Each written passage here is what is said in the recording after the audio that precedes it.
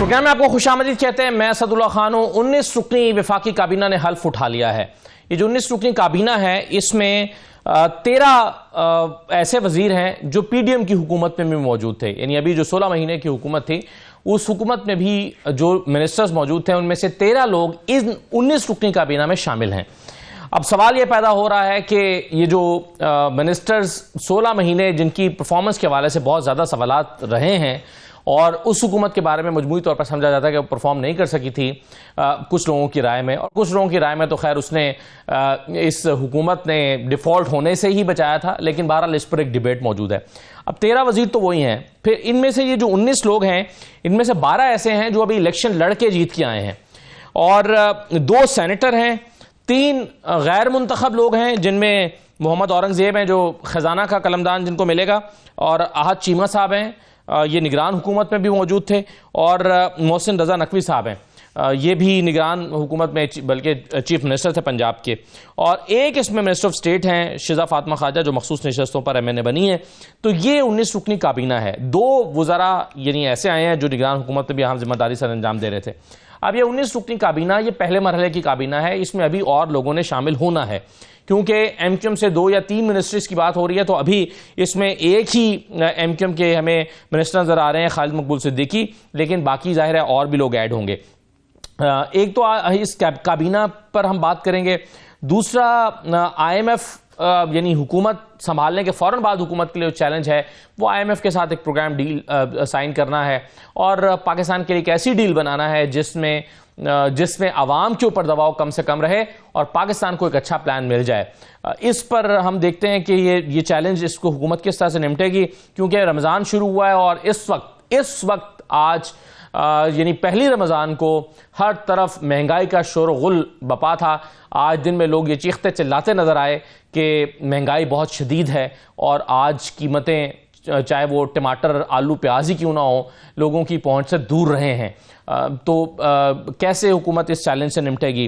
फिर आसिफ जरदारी साहब ने सदर का हल्फ उठाया है, तो आसिफ जरदारी साहब के लिए किस तरह के चैलेंजेस हैं, या आसिफ जरदारी हुकूमत के चैलेंजेस में अपने बहुत कम इख्तियारात के साथ कैसे ऐसा परफॉर्म कर सकते हैं या कैसा किरदार अदा कर सकते हैं कि जिससे हमें लगे कि हुकूमत में कोई वो अपना रोल प्ले कर रहे हैं। इन तमाम मौज़ूआत पर आज हम बात करने जा रहे हैं। डॉक्टर हमायूं मोहम्मद साहब हमारे साथ मौजूद हैं, सेनेटर हैं पाकिस्तान तहरीक इंसाफ के साथ। आपका ताल्लुक है, बहुत शुक्रिया डॉक्टर साहब, खुश आमदीद।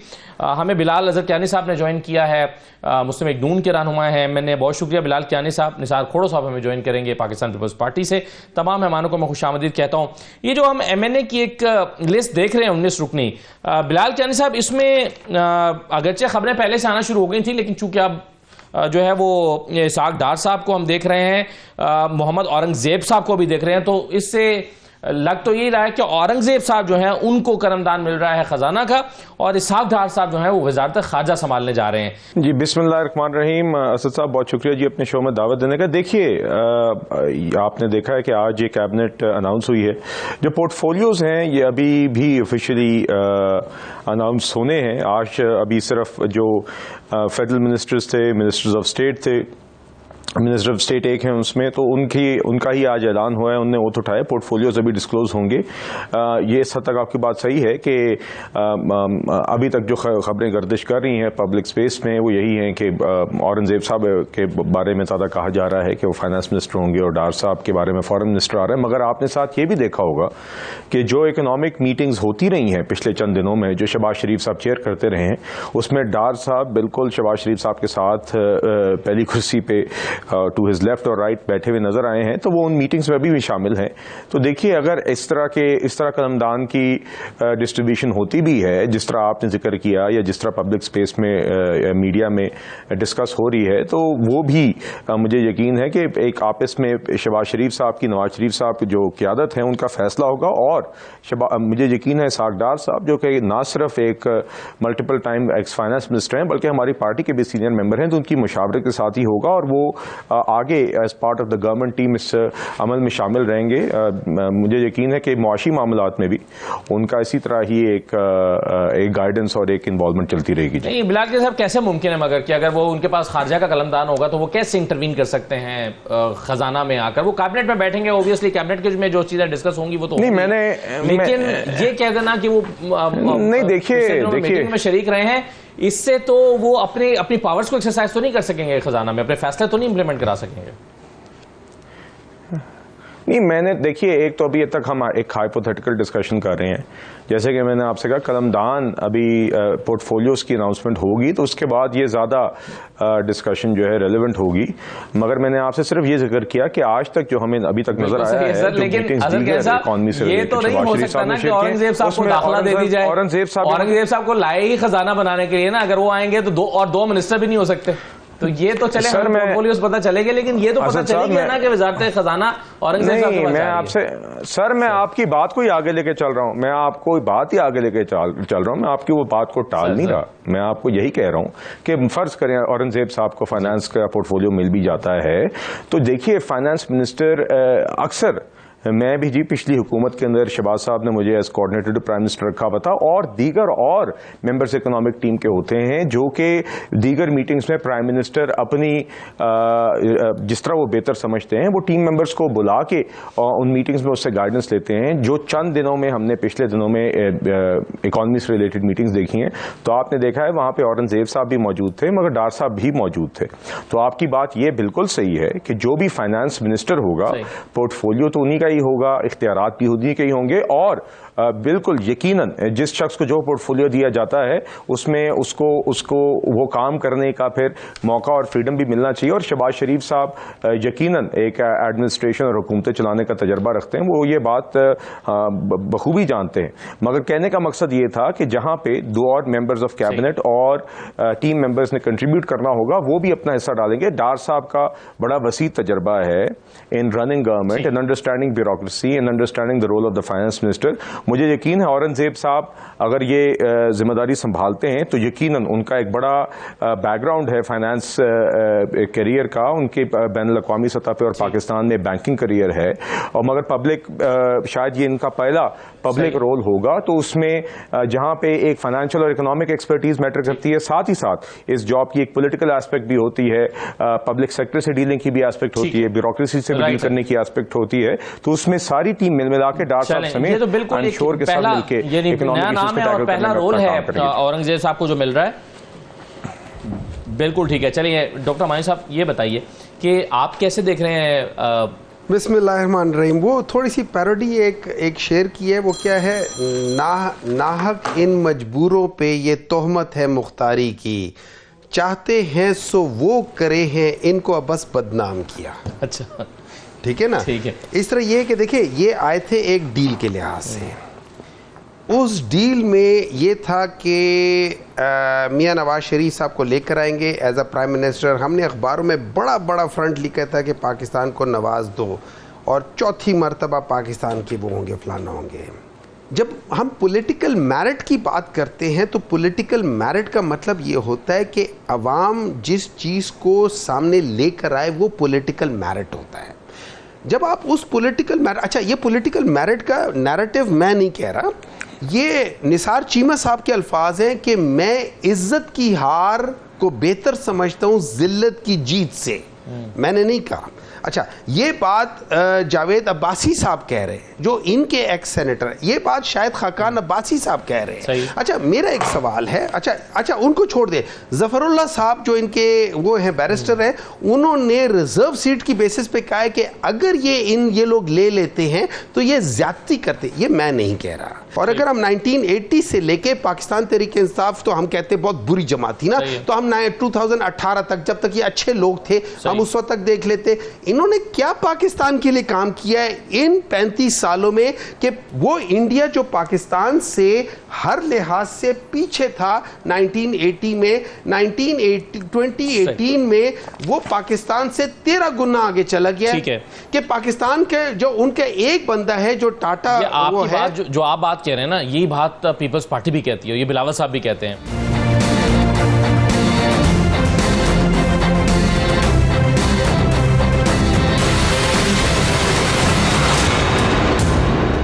निसार कौर साहब खुशामदीद। वो बिलावल साहब ये कहते रहे हैं कि 4 मरतबा आजमाए हुए लोग दोबारा कैसे आजमाए जा सकते हैं, जो 4 मरतबा नाकाम हुए हैं उनको दोबारा कैसे मुंतखब किया जा सकता है, फिर से कैसे परफॉर्म कर सकते हैं।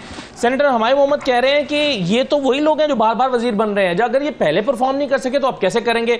और इनमें 13 वजीर आज 19 रुकनी काबीना में वो हैं जो भी पीडीएम की हुकूमत में भी वजीर थे, अगर वो तब परफॉर्म नहीं कर सके तो आज कैसे कर सकते हैं। तो क्या उम्मीदें हैं निसार कौर साहब आपको इस काबीना से जो आज अनाउंस हुई है? पाकिस्तान में पॉलिटिक्स चलने भी नहीं दी गई, ये आपको भी पता है और पीटीआई को भी पता होगा कि पाकिस्तान के पहले 10 साल मुश्किल से गुजरे, उसके बाद 10 साल मिलिट्री डिक्टेटर ने, फिर 3 साल एक और मिलिट्री डिक्टेटर ने, फिर भुट्टो साहब का 4 साल 5 साल दौर आया, उसके बाद फिर मिलिट्री डिक्टेटर ने, और 58 भी के तहत 4-5 हुकूमतें गिराई गई। इसी दौरान पाकिस्तान को IMF मदद करता रहा, वर्ल्ड बैंक मदद करता रहा, कॉमनवेल्थ में ये मुल्क रहा, अमेरिका के साथ ताल्लुकात अच्छे रखे, ये किए वो किए, पाकिस्तान चलता रहा। तो मुझे तो पहले ये बताएं, हमने तो चलो पाकिस्तान के साथ बेवफाई की जो कह रहे हैं साहब, लेकिन वो 3.5 साल या 5 साल में आपने जमहूरियत के खिलाफ क्यों ऐसी बातें की कि जिससे हमारी सियासत भी कमज़ोर हुई, जमहूरियत भी कमज़ोर हुई, और उन्होंने ही किसी और को मजबूत भी कर दिया। हमेशा एस्टेब्लिशमेंट की बात करने और उसके खिलाफ बोलने वाले हमेशा यही कहते रहे कि वो हम वन पेज पे हैं, वन पेज पे हैं, वन पेज पे हैं, उसके अलावा उनको कोई राग अलापना आता नहीं था। ये सारी चीज़ें उनके जो डबल स्टैंडर्ड्स थे, मैं यू टर्न नहीं कहूँगा, ये डबल स्टैंडर्ड्स है। अवाम को कुछ बताओ, अंदर से कुछ करो। ठीक है, पहले इल्जाम लगाओ मिलिट्री डिक्टेटर पे कि उसने मुझे हटाया है, फिर सदर साहब के महल में जाके 2-2 दफा उनके साथ मुलाकात करें। 3.5 साल पीटीआई की हुकूमत पे। जी जी सही है भाई, इसका जवाब तो मोहम्मद साहब तो ये बात अपनी जगह पे, अगर आप इजाजत दें तो हम देखें बात सुने। बात कर रहा था मैं छोटी सी एक बात करूं। 2008 में बेनई साहबा का हुआ हादसा, सानिया हुआ, हमने मुनासिब समझा कि एक नेशनल गवर्नमेंट बनाने की कोशिश करें। 2013 में नवाज शरीफ साहब ने दूसरे लोगों के साथ बैठ के बात की, इमरान ने खुद 4-5 और पार्टियों को खटा करके एक हुकूमत बनाई। अब अगर हमने बनाई है तो ये स्टार्ट है कि क्योंकि किसी पार्टी को सिंपल मेजॉरिटी नहीं है, और जब सिंपल मेजॉरिटी नहीं होती है तो अक्सर मुल्कों में कोalition बनती है, और पाकिस्तान में भी अभी कोalition हाजिर है। अब कोalition को इकट्ठा बैठ के पाकिस्तान की इकोनॉमी पर जरूर तवज्जो देनी चाहिए कि कल को कुछ मुसीबतें लोगों की कम हो। बिल्कुल सही है, चले बिल्कुल ठीक है सर। ये तो प्रपोजल ये प्राइम मिनिस्टर भी कह रहे हैं कर सकते हैं मईशत की जाए, लेकिन मैं अगर काबीना, चूंकि आज की काबीना पे हम बात कर रहे हैं, आपके इन तमाम चीज़ों का जवाब तो डॉक्टर साहब देंगे, लेकिन पहले बिलाल साहब, ये हम चूंकि कैबिनेट को डिस्कस कर रहे हैं, एक आर्गूमेंट जो था अभी डॉक्टर हुमायूं का, आप अगर रिस्पॉन्ड करना चाहें तो जरूर कर दीजिए, कि ये तो वही नाम है 90% जो पहले भी कई मरतबा वजीर रहे हैं, तो अगर पहले परफॉर्मेंस नहीं हुई तो अब कैसे होगी, ये उनका आर्गूमेंट है। आप इसका जवाब दे दीजिएगा। दूसरा मेरा सवाल ये है कि राना सनाउल्लाह साहब को क्यों नज़रअंदाज किया गया है, वो क्यों इसमें शामिल नहीं है? उन्होंने भी तो इतनी कामयाब वजारत दाखिला चलाई थी और उनसे भी हुकूमत, पीडीएम की हुकूमत बड़ी खुश रही है, इस मरतबा उनको क्यों नज़रअंदाज कर दिया गया? जी असद साहब, मैं देखिए ये तो सवाल ही फ्लॉड है मेरे ख्याल से, क्योंकि अब हुमायूं साहब से जी मेरे बड़े भी हैं और मेरा एक इज़्ज़त का रिश्ता है जी, मगर देखिए विद रिस्पेक्ट मेरे और उनकी जो परफॉर्मेंस का मेयार है वो शायद फ़र्क होगा, चूँकि मेरे नज़दीक तो 13 से 18 की जो गवर्नमेंट थी उसकी परफॉर्मेंस तो शायद पाकिस्तान की सबसे ज़्यादा डिलीवर गवर्नमेंट करने वाली गवर्नमेंट्स में से एक थी, और 2022 से 23 वाली जो गवर्नमेंट थी उसने जो क्राइसिस मैनेजमेंट की है वो भी एक मिसाली थी। नहायत मुश्किल पॉलिटिकल एनवायरनमेंट में कोalition गवर्नमेंट ने डिफ़ॉल्ट अवर्ट किया, IMF के साथ एक इन्हीं का खराब किया हुआ प्रोग्राम रिवाइव किया, इनके सबोटाज करने की कोशिश के बावजूद बीच में फ्लड्स जैसी आफत आई जिसके अपने इकोनॉमिक चैलेंजेस भी थे, जिसके अपने ह्यूमैनिटेरियन चैलेंजेस भी थे, वो भी डील किया, और फिर जाते जाते मईशत को फिर से स्टेबल रखने के लिए स्टैंड बाय अरेंजमेंट भी IMF के साथ की, तो उस हुकूमत ने डिलीवर किया। तो देखिए बात यह है कि उस टीम के भी कुछ मेंबर्स बिल्कुल कंटिन्यूटी है, और वो कंटिन्यूटी इसलिए भी अच्छी है क्योंकि जिन लोगों ने उन चैलेंजेस को तब टैकल किया जिनने IMF के साथ डील किया, जिनने एक एनर्जी क्राइसिस को सुधारने के लिए काम शुरू किया, जिनने फ्लड से उस टाइम पे डील किया, वही टीम की कंटिन्यूटी अभी चाहिए ताकि जो एक इंस्टीट्यूशनल मेमोरी बिल्ड हुई है, जिन्होंने इसी ब्यूरोक्रेसी के साथ, जिनने इंटरनेशनल और लोकल काउंटर पार्ट्स के साथ काम किया है, वो ला सकेगी जी।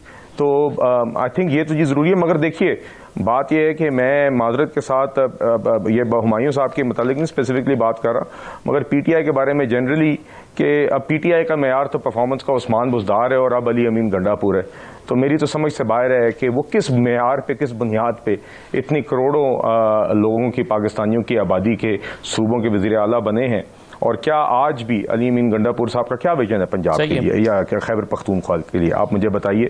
तो देखिए ये तो सर उस्मान बुज़दार तो रह चुके हैं मिनिस्टर, तो उनकी परफॉर्मेंस को तो आप जज कर सकते हैं, लेकिन बिलाल साहब अली अमीन गंडापुर तो अभी आए हैं, उनकी परफॉर्मेंस को पहले से कैसे जज कर सकते हैं? जी अली अमीन गंडापुर साहब की परफॉर्मेंस इस हिसाब से जरूर जज कर सकते हैं कि उन्होंने आते ही वही बातें जो गली मोहल्ले का उनका एक रवैया और जुबान है, वजारत आला के मनसब पे भी आके उनकी जुबान उसी तरह ही है। उन्होंने वजीर आजम के जो हल्फ बर्दारी थी उस पर भी आने से इनकार किया, वो अभी तक अपनी उसी एक गिरोह के आलाकार और वर्कर की तरह पेश आ रहे हैं। जिस तरह आरिफ अलवी साहब ने भी माशाल्लाह 5 साल सदारत के मनसब पे भी वो नहीं पहुंच सके, उस मनसब के कार तक नहीं पहुंच सके, तो यहां पे भी यही नजर आ रहा है। और डॉक्टर साहब बहुत सारे एतराजात PTI की गवर्नमेंट पर भी हो गए, आप क्रिटिसाइज कर रहे हैं उस कैबिनेट को जो अभी बनी है, आप कह रहे हैं कि ये तो वही चेहरे हैं जो बार बार आ रहे हैं, लेकिन अभी खोड़ो साहब कह रहे हैं कि आपने क्या किया था अपनी हुकूमत में, IMF के साथ मुआहिदा तोड़ दिया, परफॉर्मेंस आपसे हुई नहीं, महंगाई आपके ज़माने में हो गई, तो आपकी परफॉर्मेंस क्या थी जो आप तनकीद कर रहे हैं? अच्छा चले थोड़े से स्टैटिस्टिक्स देख लेते हैं। पहले तो एक बड़ा इंटरेस्टिंग स्टैटिस्टिक्स आया है, गैलप का आया है। गैलप ने कहा है कि इस दफ़ा जो यूथ है 18 से 24 तक, उसमें 41% ने PTI को वोट दिया है, ठीक है। अच्छा फिर एक और बड़ी इंटरेस्टिंग है, जितना पढ़ा लिखा है, मतलब जो ग्रेजुएशन एंड अबव है, उसमें ज़्यादातर जो है ना वो PTI की तरफ है, और जितने कम पढ़े लिखे हैं वो ज्यादातर जो है ना नून और पीपल्स पार्टी की तरफ है। मतलब उनमें पढ़े लिखों की तादाद 10% 12% के करीब है, उससे ज़्यादा नहीं है। तो इट्स नाइस के बिलाल जैसे पढ़े लिखे लोग भी उसमें हुए, वरना ज़्यादातर लोग वही हैं जो कि उसको पढ़े। मेरा सवाल एक ज़मीनी सवाल ले लेना।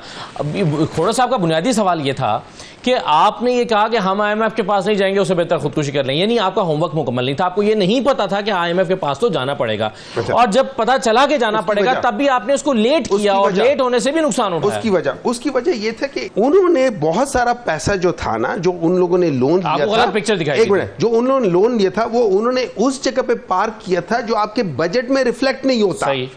ठीक है, आप ऐसी जगहों पे पार्क करते हैं कि जहां पे आपका बजट में वो पैसा जो लोन है वो रिफ्लेक्ट नहीं होता। तो जब वो रिफ्लेक्ट हुआ तो उसके बाद हमें पता चला कि यार ये तो हालात ज्यादा खराब है, क्योंकि एक्चुअली तो ये उसमें छोड़ करके थे ना, ये 6.6 पे 5.8 पे या 5.9 पे छोड़ करके था। अच्छा, बिलाल साहब ने बड़े मजे की बात की, उन्होंने कहा कि फ्लड्स आए हुए थे। क्या पाकिस्तान तहरीके इंसाफ के जमाने में कोविड नहीं आया था? 1.5 साल कोविड रहा है और उसके बावजूद Pakistan perform number 3 in the world.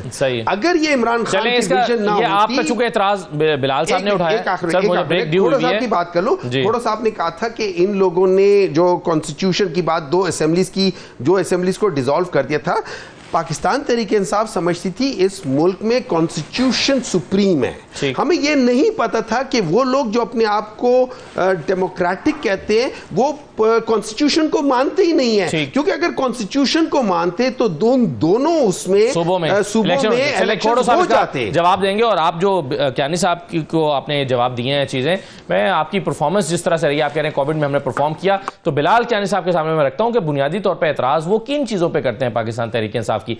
Break के बाद वापस आ रहे हैं।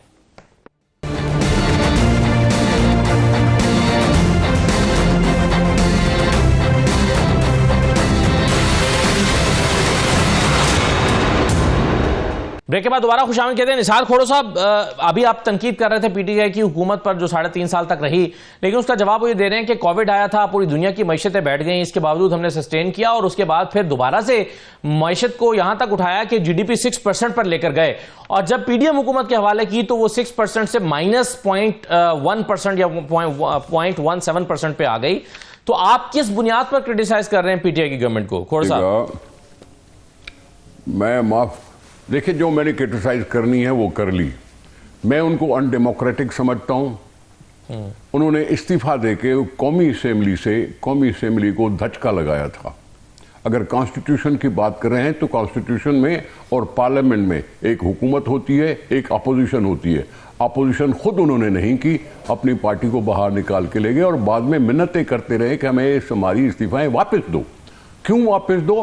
कि हम इस तरह से लीडर ऑफ अपोजिशन बनेंगे और केयरटेकर प्राइम मिनिस्टर का मिलजुल कर फैसला करेंगे। ये कहां का तुक है?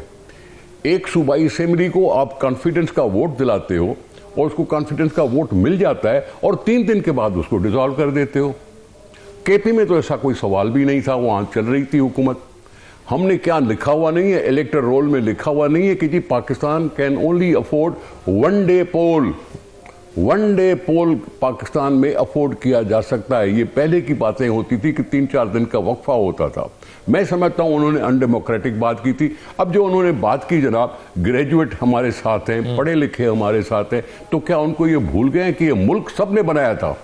उसमें ये कम पढ़े लिखे थे, कम पढ़े लिखे वाले भी अक्ल वाले हो सकते हैं। आप उनको रद्द न कर दें कि जी कम पढ़े लिखे जो हैं वो पीपल्स पार्टी के साथ हैं, नवाज लीग के साथ हैं, पढ़े लिखे लोग हमारे साथ। पढ़े लिखों ने क्या किया था? वो ग्रेजुएट का जो शर्त लगाई थी जनरल मुशर्रफ ने, उन्होंने तो 17वीं तरमीम पास की थी। जनरल मुशर्रफ के कहने पर 17वीं तरमीम पास कर दी थी। क्या आप उसके हिमायती हैं 17वीं तरमीम के? हमने तो उसका बायकॉट किया था। ग्रेजुएट ने तो असेंबली को इस तरह से कर दिया था कि जी हुकूमत के सामने और जनरल साहब के सामने सब सरनिगू होकर खड़े हो गए और 17वीं तरमीम पास कर दी थी। क्या वो डेमोक्रेटिक था? सही। किसकी बात कर रहे हैं? किस कॉन्स्टिट्यूशन की बात कर रहे हैं? कॉन्स्टिट्यूशन में क्या उसका आना कानूनी था? अगर कानूनी होता तो कोर्ट क्यों उनको ये सजा देती कि जाओ उसको पकड़ो, अगर मर भी गया है तो भी गिरफ्तार करो और उल्टा टांगो? ये कोर्ट ने कहा था, मैंने नहीं कहा था। तो आप अनडेमोक्रेटिक मूव को क्यों सपोर्ट कर रहे हैं? गलत कर रहे हैं आप जो भी कर रहे हैं। आप अपनी एक जोन में जा रहे हैं, अपनी जगह पे जाएं आप। लेकिन मैं समझता हूं पाकिस्तान का हर शहरी इज्जत के लायक है। पढ़ा लिखा नहीं है तो क्या वो वोट देने के लायक नहीं है? ये तो मुशर्रफ ने कहा था कि जी जो बीए पास है वो वोट ले सकता है, बाकी जो कम पढ़े लिखे वो सिर्फ वोट दे सकते हैं क्योंकि वो गुलाम है। हम उन गुलामी को नहीं मानते, हम इस गुलामी को नहीं मानते और हम उस पर चल रहे हैं। रही बात कामयाबी और नाकामी की, तो नाकाम इमरान खान भी साबित हुआ, लोग उसके खिलाफ भी हो गए, लोग सड़कों पे निकल आए। नाकाम अगर पीडीएम थी तो उसको सुधारना पड़ेगा बस। यही बात है कि जो आम लोगों की जिंदगी में कुछ बात आए। उन्होंने भी इतने सारे अरबों रुपए चाइना से लिए, अरबों रुपए दुबई से लिए, अरबों रुपए सऊदी अरब से लिए, उसका कोई फिल्टर डाउन इंपैक्ट लोगों को क्या महसूस हुआ? लोगों को कौन सा इंपैक्ट मिला? उनकी जिंदगी में क्या तब्दीली आई थी? कोई तब्दीली नहीं आई थी और वो रो रहे थे कि जी इतने अरबों डॉलर ले आए हो लेकिन हमारी जिंदगी में तो कोई फर्क नहीं पड़ा। तो इसको छोड़े, आगे के लिए बेहतर उम्मीद रखो। बिल्कुल ठीक है खोर साहब, आपने कहा कि बुनियादी तौर पर तहरीक इंसाफ पर आपको एतराज है कि ये गैर जमहूरी रवैये की मालिक सियासी जमात है और इनके बहुत सारे इकदाम गैर जमहूरी थे। मैं इसका जवाब डॉक्टर साहब से लेने से पहले कियानी साहब, ये मैं एक सवाल पहले आपके सामने मैंने रखा था, वो फिर गुफ्तगू किसी और जानिब निकल गई। राना सनाउल्लाह साहब इस लिस्ट में नजर क्यों नहीं आ रहे हमें? ये जो कैबिनेट की एक आज फहरिस्त 19 राना सनाउल्लाह साहब इंतखाबात में सर बिलाल कियानी साहब से अगर आप इजाजत दें तो मैं सवाल करना चाह रहा हूं सर। आज सर इंतखाबात में तो और भी लोग नहीं जीते, वो भी तो कैबिनेट में आए हैं ना। औरंगजेब साहब आए हैं, आज चीमा साहब आए हैं, मोहसिन नकवी साहब मुझे नहीं मालूम जी, कियानी साहब मुझे नहीं मालूम कौन कौन आया है जी। मैं कियानी साहब से इसीलिए सर कियानी साहब के सामने सवाल रख रहा हूं। बिलाल कियानी साहब जी। जी असद साहब, देखिए बात यह है कि ये नवाज शरीफ साहब और शहबाज शरीफ साहब जो हमारी लीडरशिप है उन्हीं का प्रोरोगेटिव है कि वो कैबिनेट में किसको शामिल करते हैं। यकीनन मेरे ख्याल से इसमें एक फैक्टर ज़रूरी है कि राना सनाउल्लाह साहब अब मेंबर कौमी असेंबली भी नहीं है, अदरवाइज वो हमारे पार्टी के सदर भी हैं, एक एक्सपीरियंस्ड कैबिनेट मेंबर भी हैं, फेडरल गवर्नमेंट में भी, पंजाब में भी। मेरे इल्म में नहीं है जी कि एग्जैक्ट क्या रीज़न है, ना मैं यहाँ पे कोई स्पेकुलेट करना चाहता हूँ कि लीडरशिप ने किस बुनियाद पर फैसले किए। ये ज़रूर ये भी मुमकिन है कि शायद राना सनाउल्लाह साहब खुद कौमी असम्बली के मेंबर नहीं हैं, तो इसलिए इसके शायद ख्वाहिशमंद ना हो। मेरे इल्म में नहीं है कि उनकी आपस में कोई बातचीत लीडरशिप की और राना सनाउल्लाह साहब की हुई है, मगर आपने देखा है कि अगर कोई भी हमारे अभी तक ऐसे मेंबर्स आपको मेरा नहीं ख्याल नज़र आए होंगे इस कैबिनेट में जो MNA का इलेक्शन लड़े हैं और वो अभी कौमी असम्बली के मेंबर नहीं है। आप यकीनन अनइलेक्टेड लोग ज़रूर हैं, मगर ऐसे अभी तक मेरा नहीं ख्याल नाम है। जब हम हुकूमत छोड़ के गए थे तो मैक्रो इकोनॉमिक पोजीशन और आपकी IMF के साथ प्रोग्राम की नेगोशिएटिंग पोजीशन बहुत बेहतर थी। इन लोगों ने बायलैटरल कर्जे लिए, वो कर्जे भी खाए गए और करंट अकाउंट डेफिसिट भी नहीं संभाला गया और रिजर्व वहीं पे खड़े रहे, और साल बाद जब मैक्रो इकोनॉमिक माशी हालात बहुत ही खराब हो गए तो तब ये मजबूरन फिर IMF के पास गए और IMF के पास असद उमर से प्रोग्राम एग्री कराती, उनको फारिग करके अब्दुल हफीज शेख को ले आए। एक फाइनेंस सेक्रेटरी उस टाइम पे थे यूनुस दागा साहब, जो उन्होंने मीटिंग्स में कहा कि ये आपने जो प्रोग्राम अब आप एग्री करें ये बहुत फ्रंट लोडेड है, इसमें अवाम पे बहुत जल्दी बहुत ज्यादा बोझ डल रहा है, तो उनको भी घर भेज दिया गया और फिर वो सर्विस से रिटायर कर गए थे। उनके 2-2.5 साल रहते थे। उसके बाद इन्होंने 3-4 साल मुख्तलिफ वजीर खजाना बदल के जब ये टूटा फूटा प्रोग्राम चलाया और एंड में खुद ही अपने प्रोग्राम की शराइत को जाते जाते तोड़ा, बिजली की कीमतों के हवाले से, पेट्रोल की कीमतों के हवाले से, तो ये खुद अपने प्रोग्राम को सबोटाज करके गए, मुल्क को डिफॉल्ट की तरफ धकेला। और उसके बाद जब कोalition गवर्नमेंट आई और हमने इन्हीं का प्रोग्राम पाकिस्तान के लिए रिवाइव करने की कोशिश की ताकि फॉरेन एक्सचेंज रिजर्व स्टेबलाइज हो, तो आपको याद होगा कि शौकत तरीन साहब ने इमरान खान साहब के कहने पर तैमूर झगड़ा को एज फाइनेंस मिनिस्टर KP और वो आप इनके जो फाइनेंस मिनिस्टर पंजाब थे लगारी साहब, दोनों कॉल करके कहा कि आप ये चिट्ठी लिखें IMF को, और ये दावा ये कह रहे थे कि जी ये तो जी हमारा एक प्रोविंशियल मौक़िफ़ है, हम इसलिए चिट्ठियां लिख रहे हैं, इसका IMF प्रोग्राम से कोई ताल्लुक नहीं है। मगर ऑडियो लीक्स में ये साबित हुआ शौकत तरीन और तैमूर झगड़ा की कि उन्होंने ये जानबूझ के किया ताकि ये रुकावट बने पाकिस्तान के IMF प्रोग्राम को रिवाइव करने में। मुझे ये बता दीजिए सर, कर्जों की बात कर रहे हैं बिलाल साहब, और कर्जों की बात तो बिल्कुल ठीक कर रहे हैं कि आपने कहां से उठा के 52,000 अरब पे ले गए कर्जों को उठा के, ये क्या हुआ और वो कर्जे कहां गए? अच्छा, इस तरह है कि देखिए, जब आप कर्जे लेते हैं ना, लेट्स से कोई भी बिजनेस ले ले, कोई एक मॉडल कर लेते हैं, ठीक है। उसमें ये होता है कि मैं जब कर्जा लेता हूं तो मैं ये देखता हूं कि मैंने साल में कितना वापस करना है, ठीक है। मतलब मैं बैंक से लोन लेता हूं तो बैंक मुझे कहता है आपने हर महीने ये प्रिंसिपल अमाउंट और ये उसके ऊपर इंटरेस्ट अमाउंट ये वापस करना है, ठीक है। अब उसी लिहाज से अब ये सारी चीजें चल रही हैं। हमने जो कर्जा लिया था वो 3-4 साल बाद और जो हर एक ने लिया होता है, ठीक है। तो आप कितनी बोरोइंग करते हैं और कितने रिटर्न करते हैं। अच्छा, पाकिस्तान तहरीक इंसाफ के 3.5 साल में हम लोगों ने $52 बिलियन लिए हैं, सबसे ज्यादा लिए, एग्रीड। हमने वापस कितने किया? $36 बिलियन किया है। मतलब कितना है? हमने 70% ऑफ द लोन जो हमने लिया था उसका 70% हमने रिटर्न भी किया है। इसका मतलब है नेट डेफिसिट जो बन जाता है, जिसमें जैसे बिलाल साहब कह रहे थे net deficit of the loan जो हमने लिया और वापस किए उसमें 30% बन जाता है, एग्रीड। अच्छा, अब चले जाते हैं कंपैरिजन, इसी लिहाज से चले जाते हैं कि पाकिस्तान मुस्लिम लीग नून ने अपने 5 सालों में कितना लोन लिया और कितना वापस किया। पाकिस्तान मुस्लिम लीग नून ने अपने टाइम पे $49.76 बिलियन लिए, उन्होंने वापस कितने किए? $27 बिलियन वापस किए। अच्छा, इसमें अगर आप देखें this is about 55% of the total. हमने कितना वापस किया? 70%। इन्होंने कितना वापस किया? 55%। नेट डेफिसिट इनका कितना है? 45%। मैं चला जाता हूं जरा खोड़ो साहब के पास भी चला जाता हूं। उनकी पार्टी जो 2008 से लेके 2013 तक थी, उन्होंने कितना लिए? उन्होंने लिए तकरीबन 25 बिलियन लिए थे और उन्होंने वापस कितने किए? 14 बिलियन। ये कितना हो जाता है? ये अराउंड आ जाता है 56% of the total. That means net deficit 44%। सो इन सब में सबसे ज्यादा जो डिफरेंस रहा है वो PMLN का था, उसके बिल्कुल जरा कम 1% कम इनका। हम इनसे 15% हमने कम डेफिसिट छोड़ करके from where we were and what we are, ठीक है। ओवरऑल बढ़ गया था, ओवरऑल जो पहले था उससे 30% बढ़ गया, ये हम मानते हैं, लेकिन इनके टाइम पे ज्यादा बढ़ा था। अब एक और बात मैं बता देता हूं, देखिए खोड़ो साहब कह रहे हैं कि जो नॉन डेमोक्रेटिक लोग हैं, क्योंकि इन लोगों ने वो असेंबली से इन लोगों ने वोट ऑफ कॉन्फिडेंस लेके डिसॉल्व कर लिया। मेरे ख्याल में खोड़ो साहब ने कभी पार्लियामेंट्री सिस्टम जो कि हम ब्रिटिश को फॉलो करते हैं उसकी हिस्ट्री नहीं पढ़ी। वहां पे तो हुकूमतें आई हैं 3-3 महीने बाद डिसॉल्व होकर चली गई हैं। वो तो चलिए, बहरहाल बहुत शुक्रिया डॉक्टर हमाई मोहम्मद साहब, निसार खोड़ साहब, बिलाल कैनी साहब भी प्रोग्राम में शरीक रहे। तमाम मेहमानों का शुक्रिया। इजाज़त दीजिए, अल्लाह हाफिज़।